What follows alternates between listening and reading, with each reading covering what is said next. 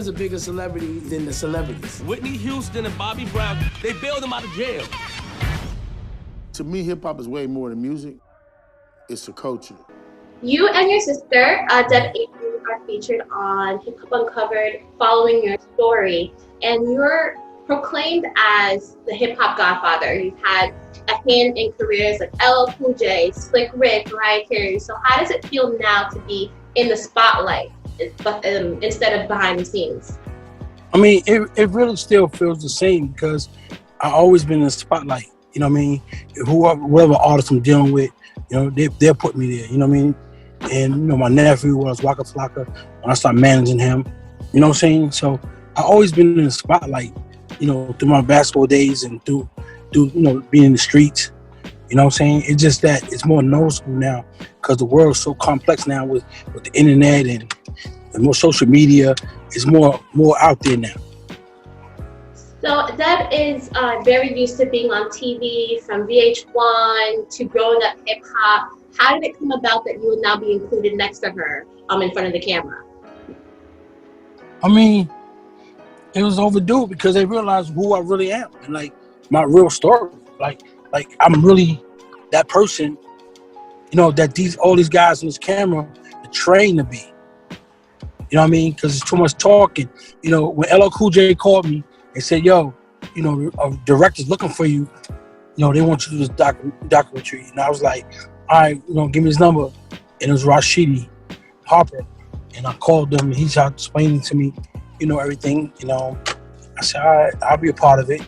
Once he started telling me the names, and then when he asked me, he said, "We're gonna look for a female to put in here too." I said, "Shit, let's get my sister." You know what I mean? So I called my sister, and then I told her.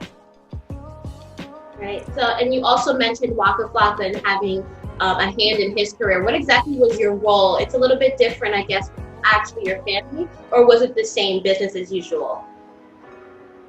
I mean, it's different because with an artist, like, that's not my blood, because it's my blood.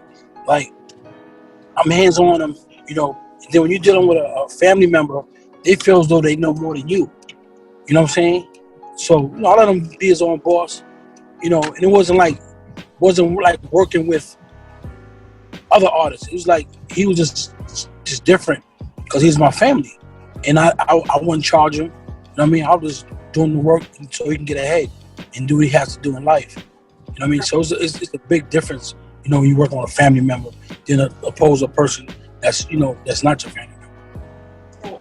And so part of your story with Hip Hop Uncovered is going from the Queen Street to management. Did you have a pivotal moment where it was like, I gotta get out of the streets and I gotta, you know, use my other talents and make it? Or did you just say it was time to do something else? I mean, the game changed. You see what's going on right now.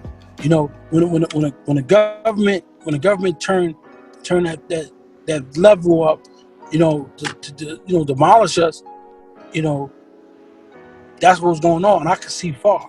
So I seen it. I seen what they did with the TNT when they first came with TNT. You know what I mean? And when I went to prison, I seen how they started, you know, creating guys, teaching them how to snitch and all that type of stuff. And that's what I'm saying to myself, yo, the game is over. I'm not coming home fucking with this shit. But I did go home and mess with it, and then you know, I got caught again. You know what I'm saying? Not caught, but like I was on work release. I was paying myself, and they found out, and then they was gonna lock me back up until I found a job, and then that's when I called Corey. You know what I'm saying? So was the transition difficult, or you knew what you were doing, you had your players, you had connections in the industry, and you were just moving up? Yes, but it wasn't difficult at all. It was just the patience. You know what I'm saying? And most of us guys, we lose sight when it comes to that patience. You know what I'm saying? I knew the patience. I watched Run DMC make themselves. I watched LL Cool J make himself. I watched Slick Rick. I don't watch all these guys, Salt and Pepper. You know what I'm saying? I don't watch all of them make themselves. So what's gonna make me different? You know what I mean? And plus, I know I had to pay a payment back to God by selling drugs to my people and messing them up. You know what I'm saying? So me going back, you know, it was just patience. You know what I'm saying? And the majority of guys don't have patience. Right. So like you just said, you see the Run DMC early LL Cool J, your career has transcended decades of hip hop. So what would you say the current state of hip hop is now? Are you proud of it? Do you like it? Is it just I'm proud of it, and I definitely like it, but it needs more guidance. It needs more artist development.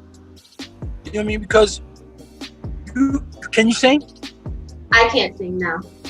Me either. But they have a gift, and their gift is to sing or rap.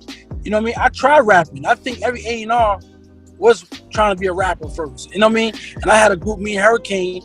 You know what I mean? We had a rhyme we made up. It didn't work out for me. I was off beat, all that. So I was like, nah, this ain't for me. So when you got them young guys that have a gift to do it, you gotta let them do it. You just gotta guide them, the right way. And me and Leo Cohen was talking about artist development. That's what we're missing. You know what I'm saying? And then once we bridge that gap together, I think their music, their melodies, their harmonies is very well. I love them. You know what I'm saying? But we just gotta get the culture back together where we unite. You know what I mean? Because you can recall records back then, Biggie's making records with Bone Thugs. You know what I'm saying? People, different cultures. Snoop he made a record with Slick Rick I did with him. You know what I mean? So, you got guys that was making records. We got to get back to that. You know what I mean? You got to get back to the real culture, the root of it. You know what I'm saying? And that's what's going to make the hip hop much better and successful. We got to let these guys take their hands out of it that's trying to destroy it. Because it ain't the new rappers. It's not them. It's the guy that's on top of them. Yes. So I would like to ask, being from Queens, what do you think is wrong or right with New York hip hop? Because at some point, New York hip hop artists were running the scene, and then the South kind of showed up and kind of never went away and left that throne. What do you think about that? Well, it goes back to what I said a little while ago, the unity. Queens ain't got the unity no more. Like I said, guys was making records with everybody. All of us is making records with each other. It was no problem. When they let the streets come involved, you can't mix it two. You only can do one. If you're gonna be in the streets, you're gonna do music. So when you're doing music and streets, so okay, I ain't mess with this guy over here because he beat my brother up when he was young. So now you stopping your growth in the music career because that guy's hot. So now you ain't gonna do no music with his man. You know what I mean? So we gotta stop that and come back with the unity amongst ourselves with Queens and listen and pay attention who was before you. Because the mindset is, I ain't listen to them old niggas, you know what I'm saying? But them old niggas made history. They made music. You just on top of a beat, just yelling and talking about how many niggas you gonna kill and how many dogs you done killed. And, that's not music. Right. It's your art, but it ain't gonna win. And you're currently managing artists now. Are you helping kind of bridge that gap and guiding them the way that you think that the artists today should be guided? Yes. I have a female artist. My name is Shuddy Surf. She's, oh my God, she's incredible. She's incredible. And, my people just hit me. Yeah, we got I ain't gonna lie to you, from this show, I probably got 200-300 artists. Yo, manage me. I want you to manage me. Yo, help me, guide me. They all looking for it. You know what I'm saying? And they ain't afraid to reach out. But, the way the masters got it is they scared to reach out. They're afraid because you're going to shut them down. Every DM I answer. Because if I'm on the other end of that DM, I want somebody to answer me. So I put myself in their shoes. You know what I'm saying? So I'm going to answer. Right. Are there any artists that are out today that kind of blew up that you almost had a chance to work with, but you passed up on them?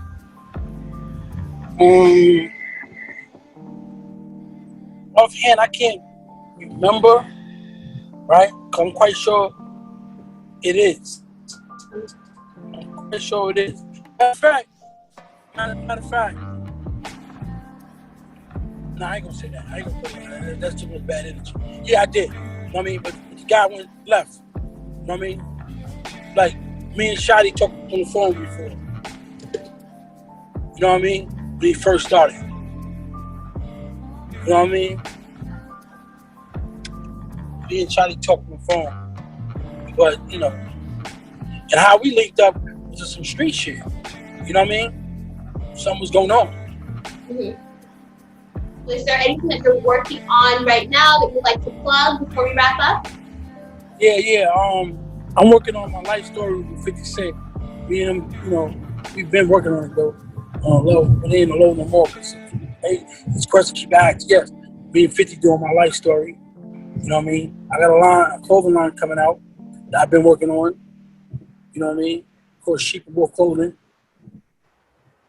Awesome. That's another thing. We're looking for more of you.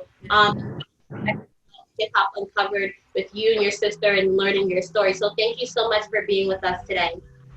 Okay, you're welcome. Oh, he's a drug dealer. Oh, he's a stick-up kid. Until we started hip-hop, it gave us a voice to say, here's wide open. Hip Hop Uncovered. Made you look.